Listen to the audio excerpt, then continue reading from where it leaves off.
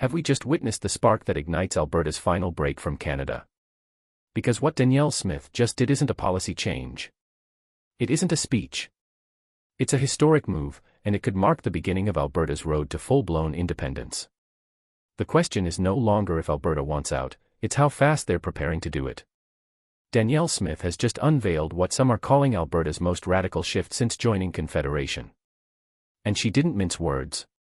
With a steely resolve, she declared that Alberta will no longer wait for Ottawa's permission to act in its own interest. That's not rhetoric. That's not bluster. That is political war talk. And she's backing it up with action. Effective immediately, Alberta is launching the Alberta Sovereignty Framework, a legislative strategy that gives the province the power to ignore federal policies it deems harmful or unconstitutional. Think about that. A Canadian province saying, in plain language, we don't recognize Ottawa's authority over us anymore.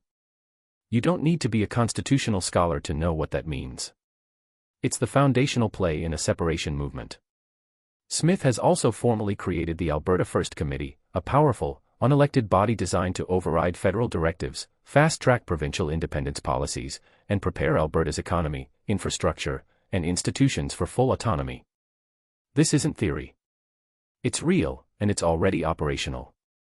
And then came the bombshell, Alberta's 2026 referendum panel. Quietly assembled. Quietly funded. Now publicly active. Its sole purpose? To lay the groundwork for a binding referendum on Alberta's future within Canada. Smith says this isn't about stunts. It's about survival. And the polls? They prove she's not bluffing. A staggering 65% of United Conservative Party voters say they support separation today. Not next year.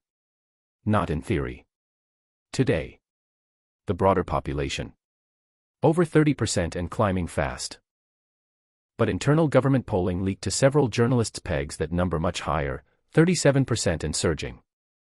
That's not protest. That's a movement. Meanwhile, in Ottawa, Prime Minister Mark Carney is doing exactly what got us here in the first place, nothing. No response. No plan. No national address. Just silence, as if pretending this isn't happening will make it go away. But Danielle Smith is not waiting. She's acting. The next phase. Alberta will begin replacing the RCMP with its own Alberta Police Service. Rural communities will be the first to transition. Contracts are being rewritten. Equipment orders are in. Training academies are being set up. It's not just on paper anymore. It's happening on the ground. And it doesn't stop there. The Alberta government is negotiating new independent trade routes to Asia and Europe through BC's northern ports. They're twinning rail lines, opening up customs terminals, and laying digital fiber infrastructure to bypass federal bottlenecks. And if Ottawa tries to stop it, Smith has already hinted Alberta will treat any interference as hostile federal overreach. This is not a game. Alberta's Energy Ministry is now launching a dual-currency oil payment system, allowing key partners to trade in USD or euros, directly circumventing federal banking regulations and strengthening international ties outside of Ottawa's control. You heard that right. Alberta is positioning itself like a sovereign petrostate inside Canada. And who's watching it all very closely?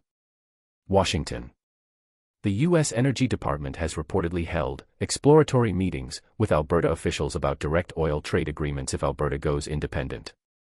That means pipelines, refineries, long-term supply contracts, everything Ottawa has blocked for decades could be back on the table, with American backing.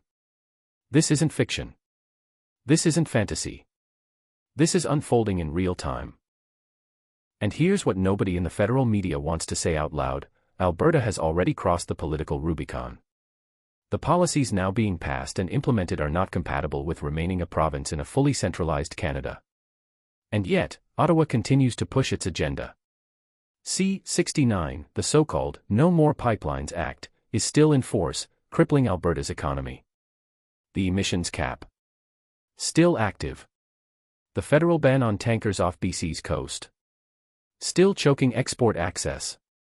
And let's not forget the latest absurdity, a federally mandated 20% electric vehicle quota for Alberta by 2026. A province built on long-distance transport, resource extraction, and industrial machinery, is now being told to run on Teslas and fantasy. Albertans have had enough. Danielle Smith is betting that if Ottawa won't listen, it's time to make them irrelevant. And this week's announcements prove she's not bluffing. The final message. Smith made it chillingly clear. She said, and I quote, "The countdown has already begun. This country can still hold together, if Ottawa acts.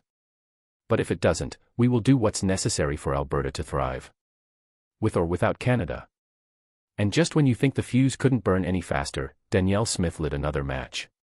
Behind closed doors, high-level discussions are already underway between Alberta officials and international advisors on constitutional self-determination.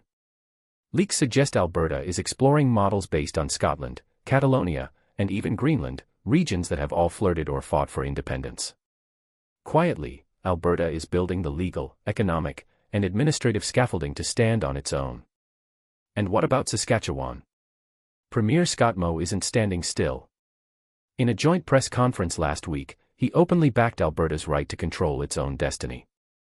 The two provinces are now coordinating on everything from policing to trade infrastructure, sending a clear message to Ottawa: this isn't a lone protest. It's a prairie alliance. Even Manitoba is watching with interest. Business leaders there are reportedly lobbying the provincial government to consider joining Alberta's proposed Western Economic Corridor, a superhighway of trade, power, and autonomy that cuts straight through federal red tape.